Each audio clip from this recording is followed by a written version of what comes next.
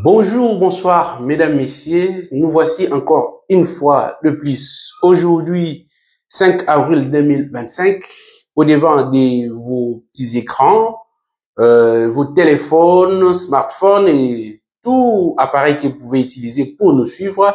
Nous sommes très heureux de savoir que vous êtes très nombreux en train de nous suivre.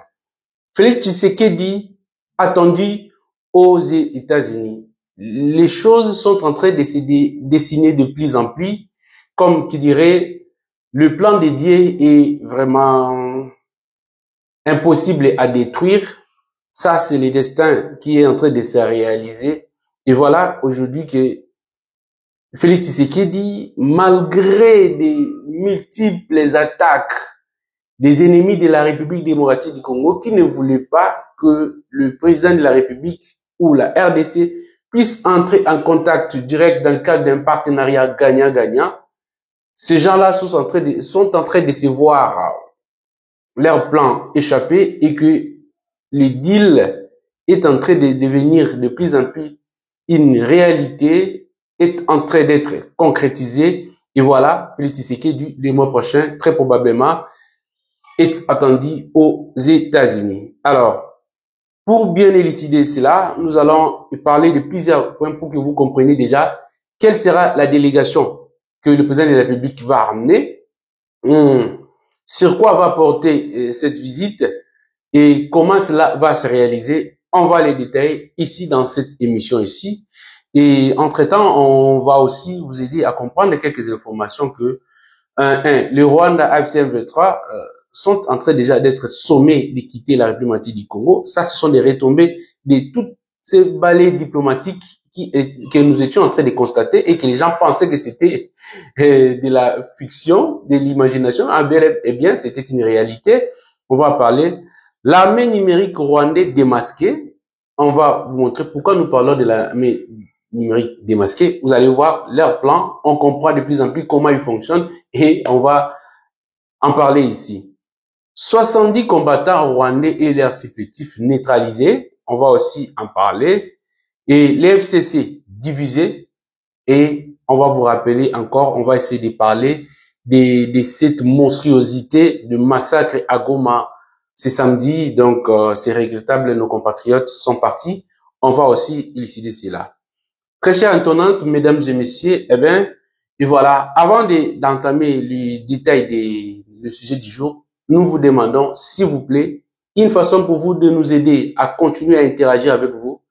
Cliquez sur les j'aime, aidez-nous à avoir assez de j'aime pour nous permettre de protéger nos vidéos, d'améliorer nos algorithmes, mais aussi de permettre à ce que nos vidéos soient mises au premier plan lorsque nous allons commencer à les partager. Une large diffusion de nos émissions va nous permettre de continuer à faire ce travail que nous aimons tant et c'est notre passion, c'est par passion que nous le faisons parce que c'est toujours un plaisir pour nous de partager avec vous et d'interagir comme ça. Ça nous fait énormément plaisir et c'est une façon pour nous d'apporter notre pierre dans la construction de l'édifice qui est la République démocratique du Congo, notre très chère patrie et pays.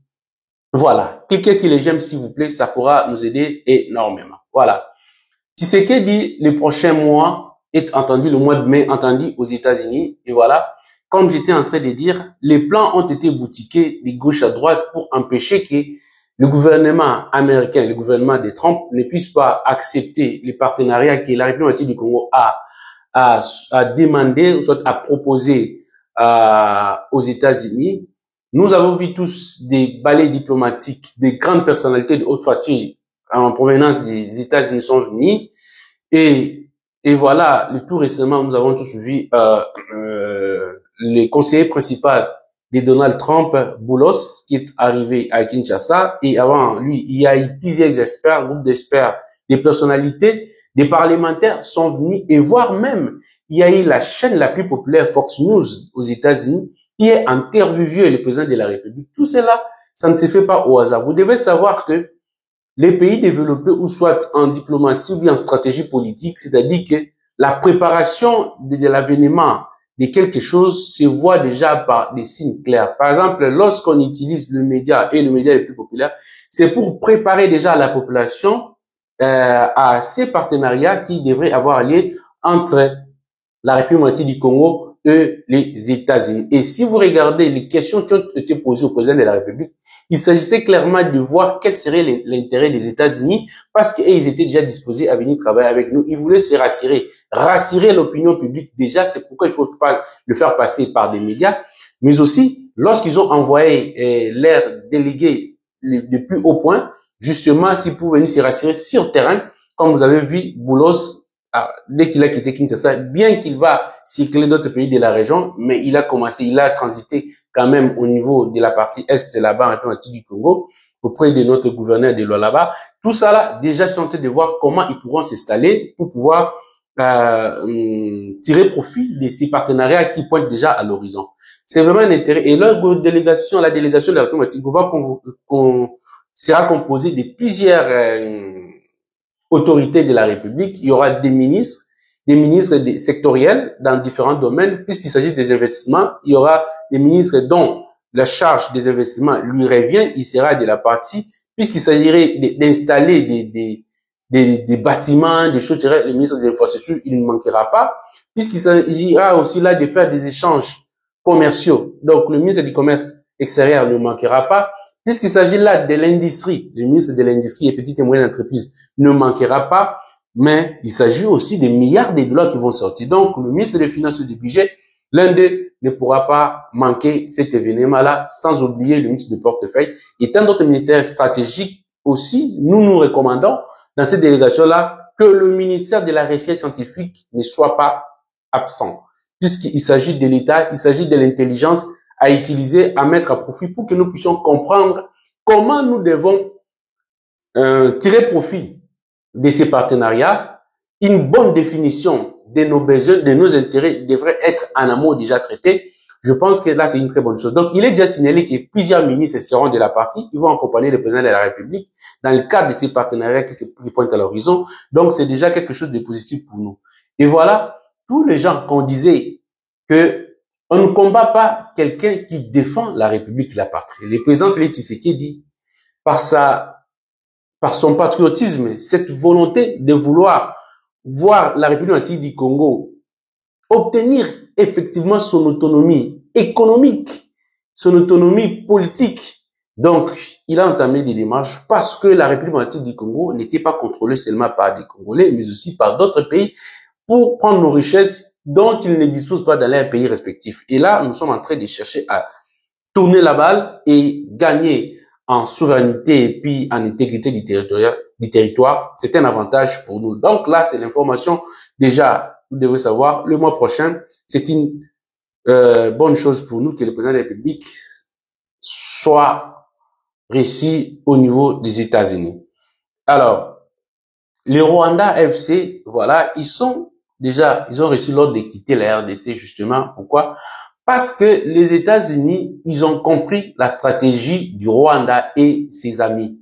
La stratégie du Rwanda, c'est d'aller chanter tout le moment, pleurnicher que nous, il y a eu génocide, mais alors que ici, il s'agit du pragmatisme politique. Vous, s'il y a eu génocide, quel est l'intérêt, quelle est la relation entre votre génocide avec l'occupation que vous faites sur le sol congolais? Les États-Unis, et ils viennent pour leurs intérêts respectifs, les intérêts clairs et nets. Il s'agit des minéraux stratégiques et critiques. Et du fait de leur rareté, la guerre va se jouer là, puisque le problème ici, il s'agit de la Chine. La Chine n'a pas saisi cette opportunité. Juste pourquoi? Parce que la Chine a négligé la République du Congo, pensant que la République du Congo ne pourra pas être en mesure de rester unie, et lui, elle cherche que les intérêts de la Chine, bien entendu. Mais là, la République du Congo a dit non, nous sommes un État, on est indivisible, on va se battre pour l'intégrité de notre territoire, de notre territoire plutôt, et que les États-Unis, en venant dans cette situation-là, il sera la bienvenue parce qu'ils nous proposent des choses claires, c'est-à-dire que la sécurité, des matériaux, des matériels de logistique, des combats, mais aussi et surtout la formation. Donc, chose que la Chine n'a jamais fait, elle ne s'est contentée que des intérêts miniers, mais aussi entrer dans des mafias inutiles. Et donc là, les Anglais, ce sont des gens pragmatiques aussi sérieux. C'est à nous de bien définir nos intérêts, et je pense que ça, c'est vraiment une occasion à ne pas louper, et nous devons en saisir. Et donc, voilà, Cet ordre-là est arrivé parce que là, on voit, ce n'est plus important pour que des rébellions, que les Rwandais continuent à piller, mais aussi à attaquer la République du Congo, parce que ça ne lui appartient pas, l'espace-là. Et qu'il y a plus intérêt pour les Américains, parce que ce qui était avant, c'était des globalistes qui appuyaient la balkanisation de la République du Congo, qui appuyaient la division. Mais si vous suivez le mot du conseiller principal de Donald Trump, il dit que nous souhaitons le respect de l'intégrité territoriale de la République du Congo et de sa souveraineté. C'est-à-dire qu'ils sont là pour ça, ils ne sont pas là pour des balkanisations inutiles, ils sont là pour des intérêts gagnant-gagnant. Donc, nous devons saisir ça, on en profite pour pouvoir gagner. L'armée numérique rwandaise démasquée. Voilà. Voilà que nous avons suivi qu'à Walikale, les FARDC, les Wazalendo, ont mis à genoux le Rwanda et ses supplétifs SC1V3 au niveau de Walikale centre. Ils sont partis. Pourquoi? La stratégie qui avait mise l'FC et le Wazalendo et les FARDC était tellement efficace. Pourquoi? Parce qu'il y a eu trois choses. Vous devez savoir que les Wazalendo, ce sont des fermiers, ce sont des agriculteurs, des gens qui sont là, ils connaissent les coins. Et ils se battent non pas d'abord pour l'argent. La première des choses, c'est qu'il y a milité pour la réussite au niveau des Walikale, parce que l'armée numérique rwandaise est en train de faire passer les messages. Ils ont payé des agences de presse pour dire que non, les MV3 FC Rwanda, ils sont en train de se retirer pour donner place, donner plus de chance aux discussions pour parler des Doha, chose qui est fausse, justement, parce qu'ils ont subi des pertes en hommes et en munitions. Ils cherchent maintenant comment manipuler l'opinion pour soigner leur image. Or, en réalité, ils n'ont pas été à l'auteur de pouvoir contenir Walikale et de rester à Walikale parce que notre stratégie a payé. Donc, les Wazalendo se battent d'abord à cause de cette réussite et du fait qu'il y a eu quand même une certaine unité entre les Wazalendo et les FARDC. Parce que pendant un moment, il y a eu quand même confusion, ils se discutaient entre eux, il n'y avait pas cette unité. Donc cela permet à ce que l'ennemi puisse les déstabiliser. Là, ils ont compris que non, on ne peut pas aller alors les disperser, nous devons être ensemble, ils sont ensemble. C'est un élément qui a milité aussi pour la réussite au niveau de Walikale centre. Un autre élément, il s'agit aussi de la stratégie. C'est-à-dire qu'ils ont mis en place une stratégie efficace, c'est qu'ils maîtrisent des forêts tout autour de Walikale et tous les militaires rwandais mis en avant pour pouvoir protéger la zone étaient neutralisés si facilement quand ils entraient dans des forêts, tout ça là. Donc maintenant, et ils se voyaient en train de diminuer, ils étaient en difficulté. Le troisième élément, c'est d'abord sur le cœur. Et ils se battent pour le cœur. Ils se battent pour leurs enfants, les terres, tout ça là, ils mettent leur cœur. Donc c'est un élément efficace. Même le Dieu du ciel voit que la cause est juste. Il soutient les FARDC et les Wazalendo. Voilà ce qui a milité pour cela. Tout ce qu'ils sont en train de faire passer au niveau des médias, comme quoi ils se sont retirés eux-mêmes, c'est faux, ce ne sont pas de bonnes informations. La réalité est telle que si vous regardez les médias qui mettent certains médias privés ici d'Africains qui font passer ce genre de messages, justement pourquoi? Parce que ce sont des gens qu'on les a corrompus pour pouvoir manipuler l'opinion. On doit être prudent, nous devons savoir que nos voisins, nos FARDC, sont en train de se battre, effectivement. Ils ont fait preuve d'une maturité sans précédent, et donc là, nous sommes en train de gagner. Et donc, c'est une victoire. Donc, plusieurs des combattants du Rwandais, plus de 70 combattants rwandais et leurs supplétifs ont été neutralisés pendant cette période-là. Et là, ils ont cherché à dévier pour aller vers Uvira. On les a neutralisés pour rejoindre les Touanéos de là-bas. Mais ce n'est pas possible pour eux de réussir dans ce sens-là. Une autre information, c'est au niveau des consultations qui se passent à Kinshasa. Les FCC divisés, et voilà, il y a des certaines partis politiques du FCC qui se sont décidés d'aller voir, rencontrer, répondre à l'invitation du conseil spécial du chef de l'État, estimant qu'il s'agit de l'État, il ne s'agit pas d'un parti politique ou de quelconque personne qui pourront leur empêcher d'aller participer et contribuer pour l'intérêt de la nation, mais aussi aider la République à pouvoir gagner ces combats contre les ennemis de la République. Nous les encourageons dans cet élan-là. C'est comme ça des compatriotes, des patriotes devaient se comporter. Lorsqu'il s'agit de la patrie, il n'y a pas de division, il n'y a pas d'opposition, il n'y a pas de majorité. Il n'y a que l'État qui prime. La République est notre socle. Donc, nous devons protéger cela. Voilà ce que nous pourrons dire. Comme nous étions en train de vous dire qu'il y a eu un massacre À Goma, on s'est réveillé avec un massacre une nuit donc choquant. C'est-à-dire que le Rwandais ont massacré toute une famille disant qu'ils étaient en connivence avec les Wazalendo. Donc les gens, plus ou moins 23 personnes ont été tuées comme ça avec les invités qui étaient là.